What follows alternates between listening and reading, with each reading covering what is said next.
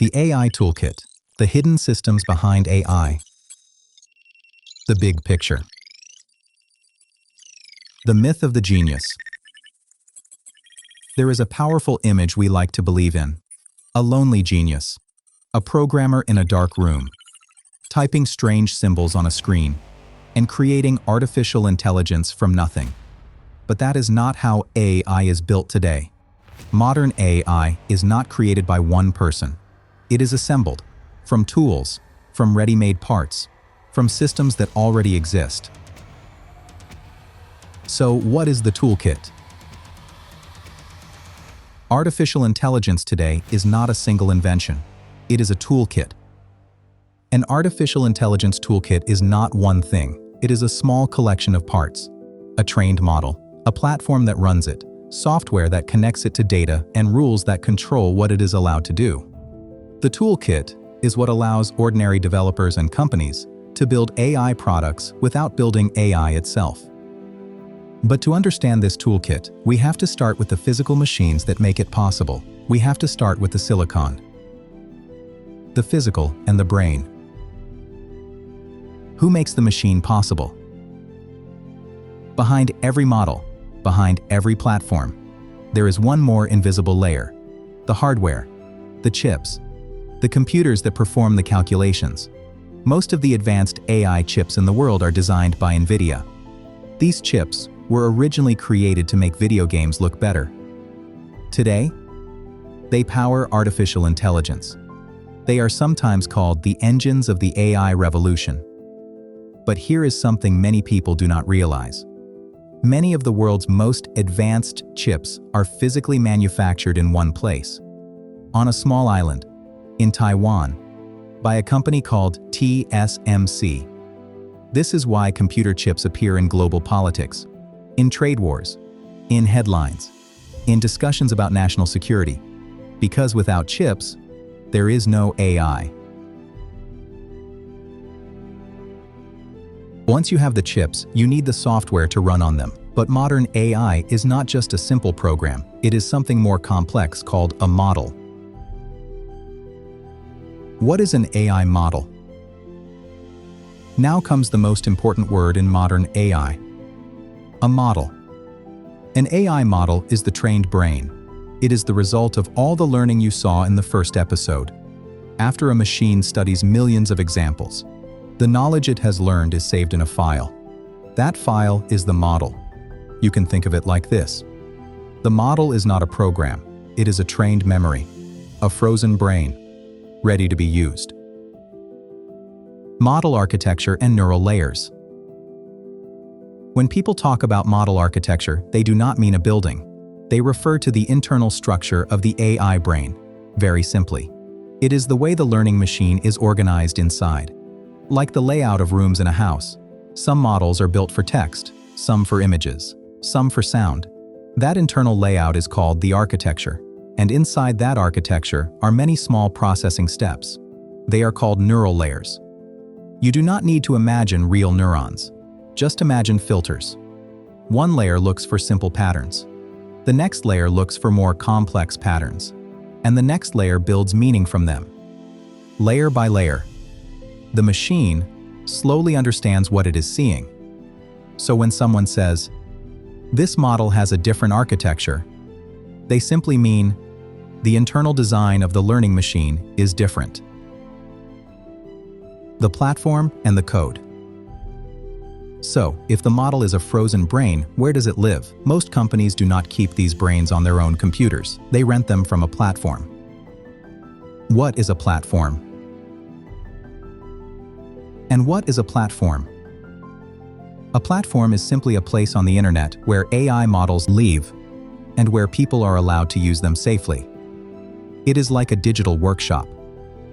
A platform gives you a model to use, computers to run it, security, billing, and connections to your own software. You do not see the machines. You rent them. Behind many of the tools people use today stand real companies. For example, OpenAI operates large language models and AI services that developers connect to through simple APIs.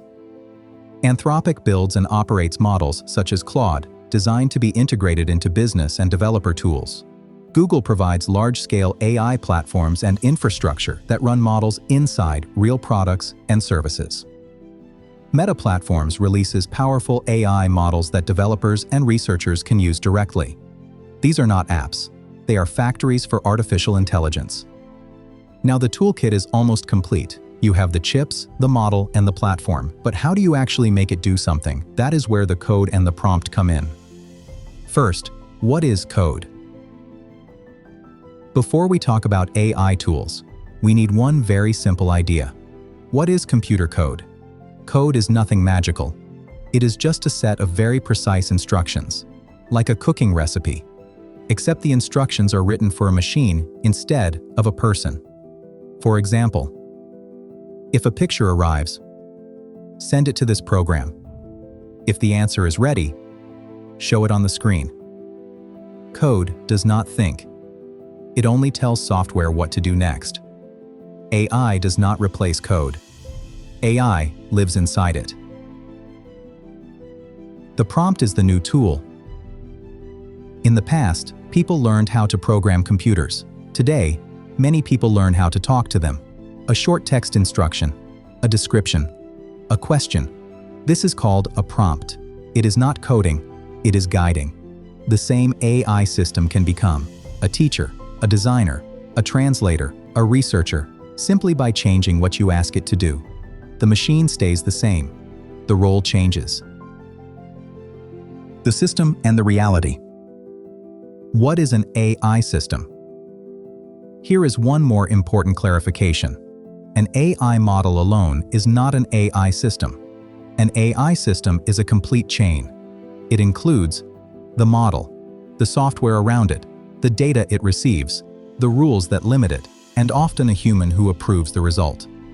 This is why AI rarely acts by itself. It recommends, it scores, it highlights, it predicts. Other software and people make the final decision.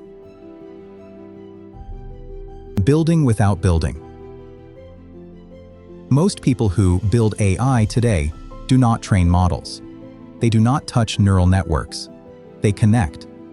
A hospital connects a model to medical images. A bank connects a model to transaction data. A factory connects a model to cameras. A school connects a model to learning software. The intelligence is not created again. It is reused, like electricity, like cloud storage, like the internet itself. Who can really build AI? Anyone can use AI tools, but only a few organizations can build the foundations. Training large models requires huge amounts of data, huge computing power, huge energy, and huge money. The toolkit is global, but the engines behind it are concentrated in very few hands. The conclusion. The quiet shift. Something very important is happening. Artificial intelligence is becoming an invisible layer, like operating systems, like databases, like the cloud. Most people will not say, "I used artificial intelligence today." They will say, "I used an app," or "I used a service." The intelligence disappears behind the screen, but it shapes the outcome. Conclusion. So this is how AI is built today. Not by creating a new brain every time, but by assembling systems around existing ones, by connecting models to platforms, to software, to data, to people. The machine that learns now comes with a toolkit, and almost anyone can use it. But building an AI tool is only the beginning. The real challenge starts after the code is written. How does a model move from a developer's laptop into a real product? Into a real company? Into real users? Into real decisions? In the next episode, we follow the pipeline. From code to deployment to the real world.